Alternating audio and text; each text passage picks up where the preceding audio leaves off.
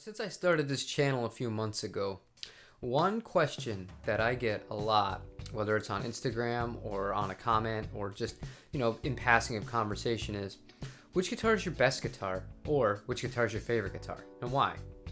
Now, I come from the Greg Cox school of thought when it comes to having multiple guitars. And he once said in an interview that when he sits with different guitars, different music kind of comes out of his hands and it kind of changes the style of music that he plays.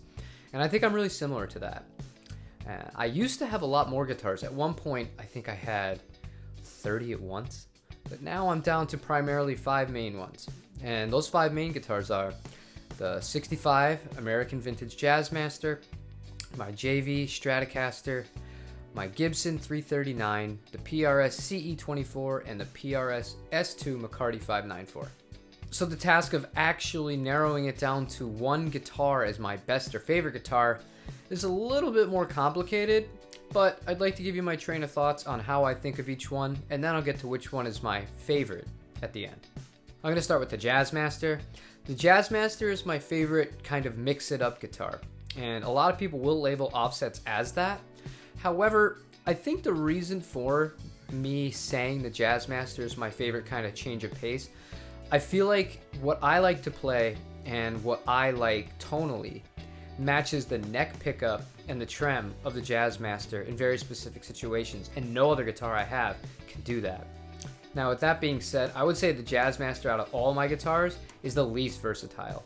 So I love it. I'm never going to sell that guitar, but it would be nowhere near my favorite guitar of all of them. Next, if I had to pick one that I would say when I look at it, I just think it's like a piece of art and I love playing it and it's just a precision instrument, that would be the McCarty, the 594. That guitar for me, I look at it, I'm like, it's just a marvel of just craftsmanship. It's fantastic. It plays extremely well. And, I'm going to be upgrading the pickups on it. Maybe it changes where the guitar is on this list, but I don't know. That's just kind of how I see it right now. It's a great instrument, but it doesn't have a candle on the other 3. The sentimental choice, that has to be my JV Strat. That guitar has been with me forever. It's my first real electric guitar, and I love it. There's nothing like it. It's a 1982 made in Japan, 57 reissue neck, and it is just, I've never played anything as good for that kind of Strat. I've had 3 American vintage 57s from different time periods that were American made, and while they were all good guitars, none of them were good enough for me to keep because I've always had the JV. So that would be kind of my sentimental choice. Now that leaves me with 2 guitars, the 339 and the CE24. If I had to pick one guitar to go and gig with and do anything I needed to do with any genre, or if I needed to go into the studio and just bring one with me to cover all my bases, I'd have to pick the CE24.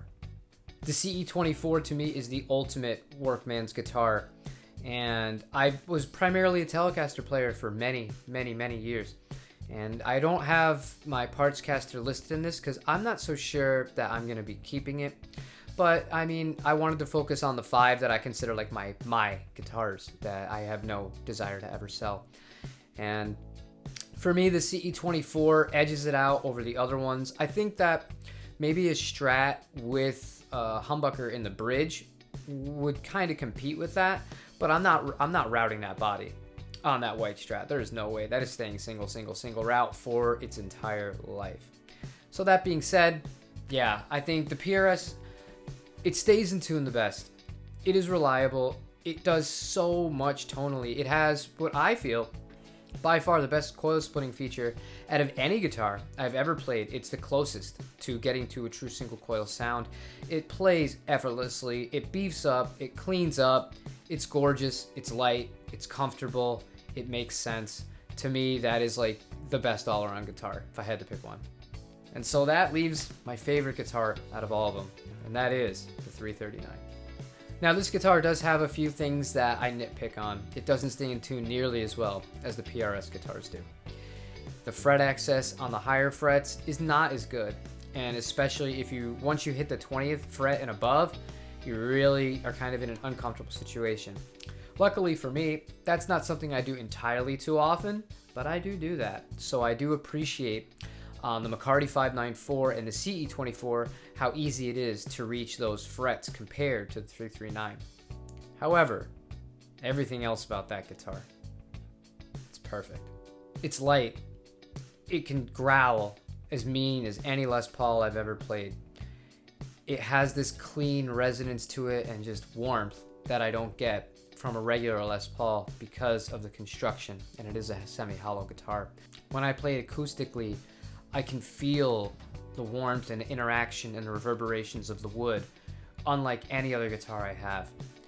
And you would think that because of how much I love this 339, I would inevitably have a 335, but after playing that faded Gibson 335 and then playing my 339, right with it, no, if I have to have one, I'm gonna stick with the 339. It's just, it matches me. It does everything I want it to do. Just this big, warm, clean, soaring lead tone, the feel of the guitar, the aesthetic of the guitar, the weight of the guitar, just the whole package. For me, that's my favorite guitar to play. Now, as an after the fact kind of thought, if I had my custom shop Telecaster still, I don't know how that would do against the 339. I love that guitar. And, without the financial problems, that's a guitar that I planned to keep forever. But, sometimes life can throw a curveball at you and, you got to make rash decisions. Same for that 62 reissue Corona Strat, 1988. Hell of a guitar, too. But, at the end of the day, I was able to sell them, so take for that what you will. But that's going to conclude my brief little ranking of my 5 main keeper guitars. They're all great in their own way. And, in a worst case scenario, if I only did have to have one, I'd be just fine with any one of them. So let me know what you think. If you could pick any one of those 5 guitars, which one would you pick? Why would you do it? Do any of them really surprise you after watching some of these videos? Do your mind kind of change, or, your opinion vary because of, something you heard or learned about watching mine or somebody else's videos? I'm interested in stuff like that. Subscribe if you haven't. Leave me a like. I really do appreciate it, you guys. And I will see you tomorrow for episode 8 of Would I Rebuy This Guitar. Until then, take care, you guys.